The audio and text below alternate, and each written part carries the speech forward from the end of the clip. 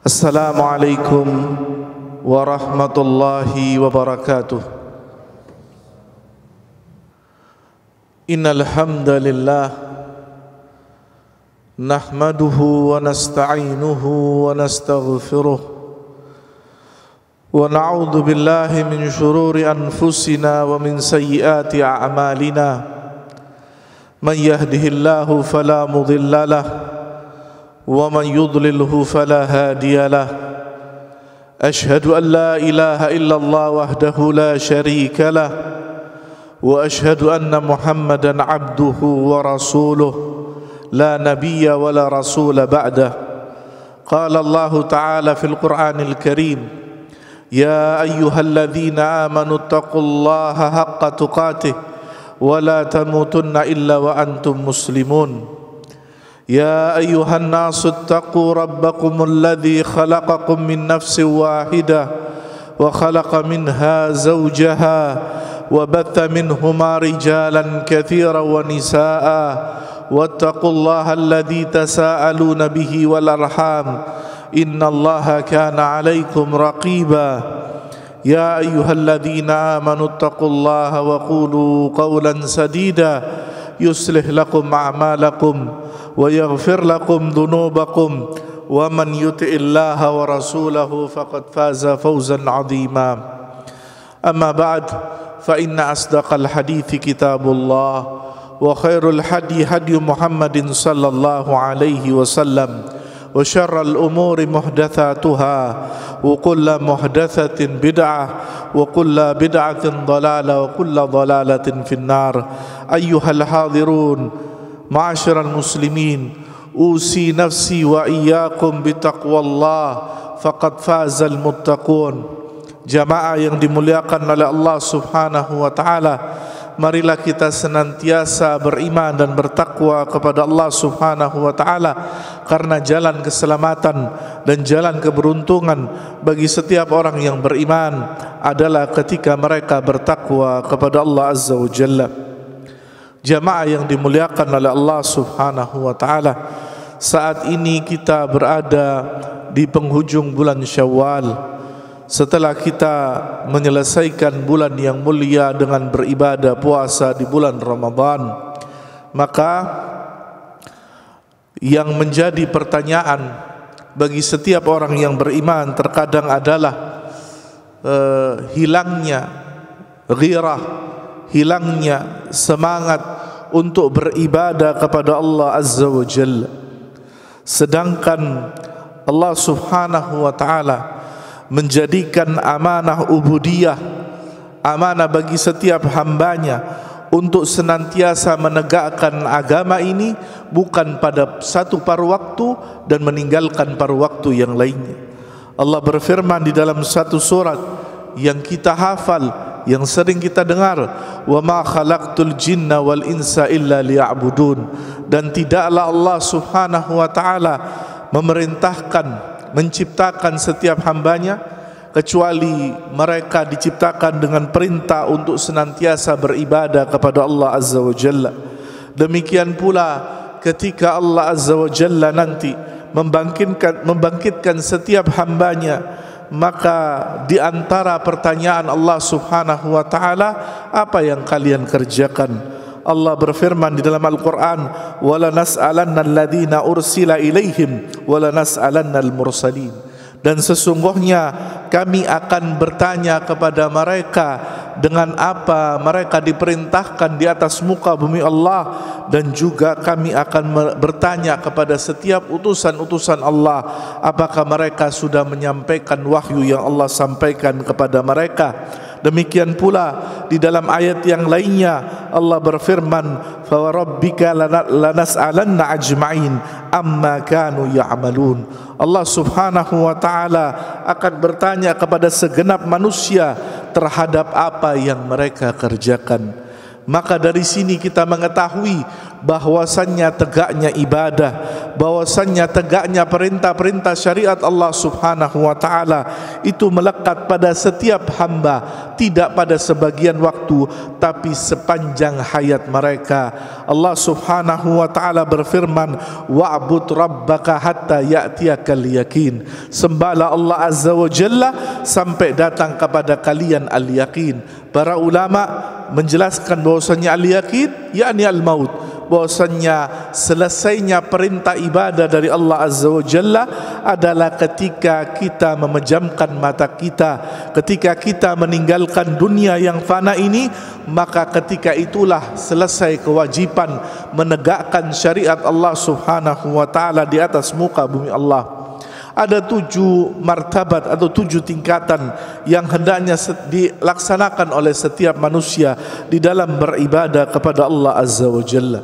Yang pertama yaitu al-ilm, yaitu berilmu terhadap apa yang mereka laksanakan.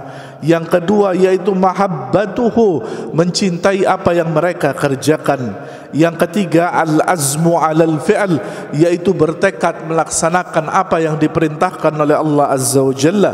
Yang keempat wal amal, dan mereka mengamalkan apa yang telah Allah perintahkan. Yang kelima kaunuhu yaqa'u 'alal masyru' khalisan sawaban, yaitu ketika melaksanakan perintah Allah berupa ibadah yang Allah perintahkan kepada kita, maka kita melaksanakan dengan ikhlas dan melaksanakan dengan cara yang benar. Yang keenam yaitu at-tahdhiru min fi'li ma yukhbituhu, peringatan dari Allah Subhanahu wa taala agar kita tidak membatalkan apa yang kita kerjakan. Dan yang ketujuh yaitu ats-tsabatu 'alaiha, yaitu kita kokoh di atas apa yang diperintahkan oleh Allah Azza wa Jalla. Yang pertama, kita melaksanakan syariat Allah Subhanahu wa taala dengan ilmu, bahwasanya kita mengetahui itu adalah perintah Allah Subhanahu wa taala. Tidak mungkin seseorang melaksanakan sesuatu tanpa ilmu. Maka Al-Imam Al-Bukhari rahimahullah, beliau meletakkan satu babun al-ilmu qabla al-qawli wal amal, bab berilmu dahulu sebelum seorang berucap dan beramal. Dan Allah Azza wa Jalla menyebutkan di dalam Al-Quran, fa'lam annahu la ilaha illallah fastaghfir li dzambik, berilmulah, ketahuilah bahwasanya tidak ada zat yang berhak untuk diibadai kecuali Allah Azza wa Jalla, fastaghfir li dzambik, dan kemudian mohon ampunlah kepada Allah Azza wa Jalla. Ayat ini menjelaskan kepada kita semua bahwasannya ilmu di atas segala-galanya.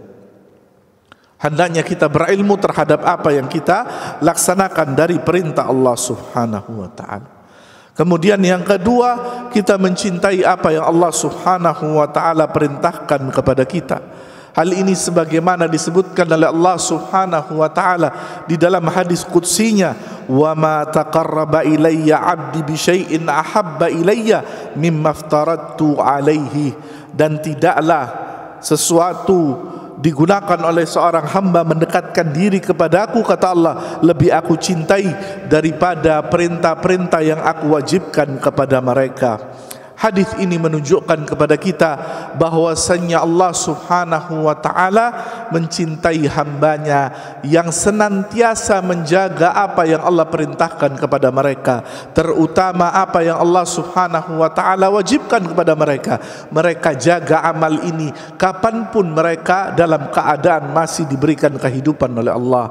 Maka tidak peduli waktu apa itu, mereka akan terus melaksanakannya.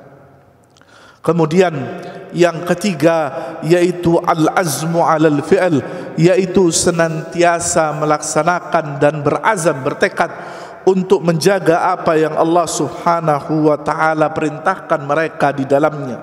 Mengapa demikian?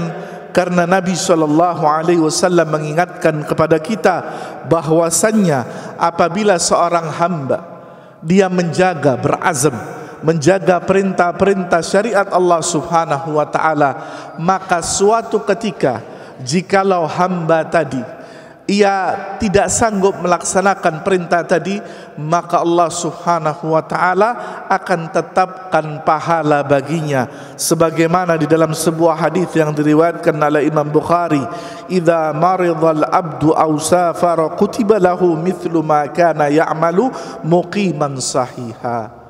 Nabi SAW bersabda, apabila seorang hamba dia datang padanya sakit atau dia dalam keadaan safar, bepergian, maka Allah Subhanahu wa taala akan catatkan bagi hamba tadi apa yang ia kerjakan ketika ia dalam keadaan muqim, dalam keadaan berada di tempatnya, dan juga ketika ia dalam keadaan sehat. Artinya apa? Ketika seorang hamba dia senantiasa melaksanakan perintah Allah, dia senantiasa datang ke masjid Allah, melakukan salat berjamaah, demikian pula dia senantiasa melaksanakan perintah yang lainnya, misalnya bersedekah dan lain sebagainya, maka ketika datang satu masa yang mana ia terhalangi oleh melaksanakan perintah Allah, Allah tetap catat dia melaksanakan ibadah tersebut. Misalnya ia dalam keadaan sakit yang menyebabkan ia tidak bisa datang ke masjid Allah untuk melaksanakan salat berjamaah. Ketika dia salat di rumah dalam keadaan sakit, maka catatan Allah Subhanahu wa taala adalah dia dalam keadaan melaksanakan salat berjamaah di masjid. Maka azam adalah sesuatu yang sangat penting bagi seorang ketika melaksanakan perintah-perintah Allah Azza wa Jalla. Kemudian yang keempat yaitu al-amal. Maka tidak ada faedahnya seorang mengetahui, seorang beriman, kecuali mereka beramal dengan apa yang mereka ketahui dan apa yang telah mereka imani. Dan ayat yang menjelaskan tentang perkara ini banyak sekali. Di antaranya disebutkan di dalam surat Sajdah, "Fala ta'lamu nafsun ma ukhfiya lahum min qurrata a'yunin jazaa'an bima kanu ya'malun." Maka tidaklah kalian mengetahui, tidaklah seorang mengetahui di mana apa yang Allah Subhanahu wa taala sembunyikan bagi mereka sebagai penyejuk jiwa mereka, balasan bagi apa yang telah mereka kerjakan. Ayat ini menjelaskan kepada kita semua betapa Allah Subhanahu wa taala telah menyimpan balasan yang lebih indah daripada apa yang kita amalkan di dunia ini. Disebutkan di Al-Quran, disebutkan di hadis, ketika seorang beribadah kepada Allah Subhanahu wa taala, pahalanya berlipat ganda, pahalanya luar biasa dahsyat. Namun di balik itu Allah Subhanahu wa taala menyimpan balasan yang luar biasa, lebih dari apa yang kita fikirkan. Kelak kemana? Kelak nanti fi yaumil qiyamah. Maka martabat yang keempat adalah orang yang senantiasa mempraktekkan, mengamalkan apa yang telah dia imani dan apa yang telah dia ketahui. Kemudian martabat yang kelima yaitu seseorang melaksanakan ibadah kepada Allah khalisan sawaban. Ia melaksanakan ibadah kepada Allah yaitu dengan penuh keikhlasan. Dan yang kedua, dia berupaya semaksimal mungkin untuk mencocoki, untuk mendekati apa yang diperintahkan oleh Allah, sebagaimana yang telah diteladankan oleh Nabi sallallahu alaihi wasallam. Sebagaimana disebutkan di dalam surat Az-Zumar, "Fa'budillaha mukhlishan lahuddin, ala lillahid dinul khalis." Yaitu sembahlah Allah Subhanahu wa taala dan ikhlaskanlah, sucikanlah, murnikanlah agama ini untuk hanya Allah Subhanahu wa taala. Dan tidaklah seorang hamba ia memasrahkan agamanya ikhlas karena Allah Subhanahu wa taala. Dan di dalam ayat yang lainnya disebutkan, "Wa ma umiru illa liya'budullaha mukhlishina lahuddin hunafa." Bahwasanya tidaklah kita diperintahkan untuk beribadah kepada Allah Subhanahu wa taala kecuali menegakkan ikhlas kepada Allah Subhanahu wa taala, tidak melakukannya karena tujuan-tujuan yang lainnya, hanya berharap pahala di sisi Allah. Di ayat yang lainnya disebutkan wa ma ataakumur rasulu fakhudhuhu wa ma nahakum anhu fantahu. Apa yang telah datang dari Rasul maka ambillah, dan apa yang dicegah oleh Rasul maka tinggalkanlah. Maka di sini ada perintah agar kita senantiasa mengikhlaskan ibadah kepada Allah, tapi juga yang kedua, melaksanakan ibadah itu harus sesuai tuntunan Nabi sallallahu alaihi wasallam. Tidak cukup kita mengatakan yang penting ikhlas niatnya. Kalau seandainya kalimat ini sudah cukup dalil bagi seorang hamba untuk mengantarkan dia kepada surganya Allah, maka ketika melakukan ibadah, Allah tidak memerintahkan Nabi mengatakan sallu kama ra'aitumuni usalli.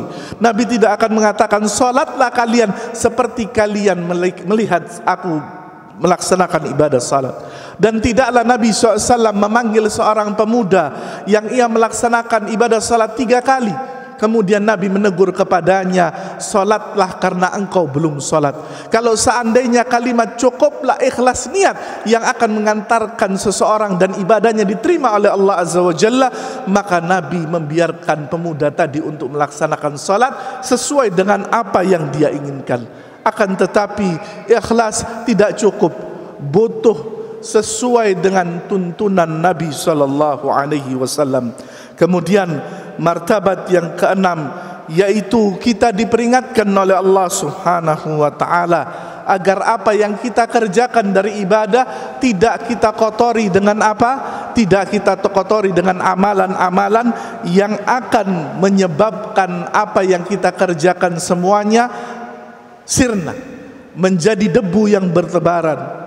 Maka hendaknya seseorang menjaga keimanannya, seseorang menjaga hatinya.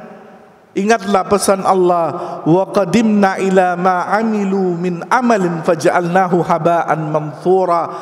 Ketika Allah Subhanahu wa taala berkata kepada orang-orang kafir bahwasanya mereka beramal, mereka berbuat baik di dunia. Naam, Allah telah membalas apa yang mereka kerjakan di dunia.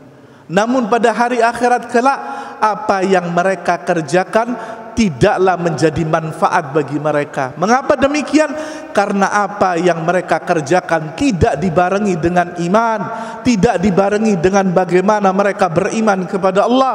Maka sebesar apapun amalan yang dikerjakan seorang manusia, kalau tidak dibarengi iman, maka mereka akan menjadi haba'an manthura. Demikian pula orang yang beriman, kalau mereka menjadikan apa yang mereka kerjakan lalu mereka tumpuk dengan perbuatan kekufuran, mereka tumpuk dengan perbuatan kesyirikan, wal iyadzu billah, maka Allah Subhanahu wa taala katakan dalam Al-Qur'an, la in asyrakta la yahbatanna amaluk. Jikalau engkau berbuat kesyirikan, maka apa yang kalian kerjakan akan sirna, akan hancur, akan hilang binasa. Maka hendaknya setiap manusia menjaga apa yang ia kerjakan. Hendaknya seseorang manusia memperhatikan apa yang dia amalkan. Jangan sampai ia tanpa sengaja, tanpa sadar melakukan sesuatu yang justru memporak-porandakan apa yang mereka kerjakan. Dan ini perhatian bagi kita semua. Karena apa? Akan sia-sia apa yang kita kerjakan. Capek beramal, tidak ada balasannya di sisi Allah. Semoga Allah Subhanahu wa taala menjaga kita semua dari perkara-perkara yang akan membatalkan amal setiap di antara kita. Aqulu qauli hadza wa astaghfirullah li wa lakum fastaghfiruhu innahu wal ghafurur rahim. Alhamdulillahi rabbil alamin. Wassalatu wassalam ala al-mab'uts rahmatan lil alamin nabiyina wa habibina Muhammadin wa ala alihi wa sahbihi ajma'in, amma ba'd.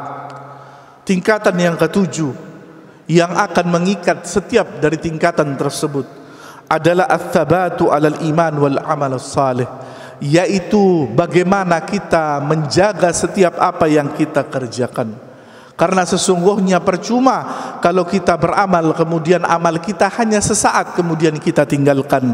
Allah Subhanahu wa taala mengatakan di dalam Al-Qur'an, di dalam surat Ibrahim, yuthabbitullahu alladhina amanu bil qawli tsabit fil hayatid dunya wa fil akhirah. Sesungguhnya Allah Subhanahu wa taala akan mengokohkan orang-orang yang beriman dengan perkataannya yang kokoh di dalam kehidupan dunia dan akhiratnya. Allah Subhanahu wa ta'ala menjaga keimanan mereka, dan di antara doa yang dipanjatkan oleh Rasulullah sallallahu alaihi wasallam, ia mengatakan, Allahumma inni as'aluka tsabata fil amri.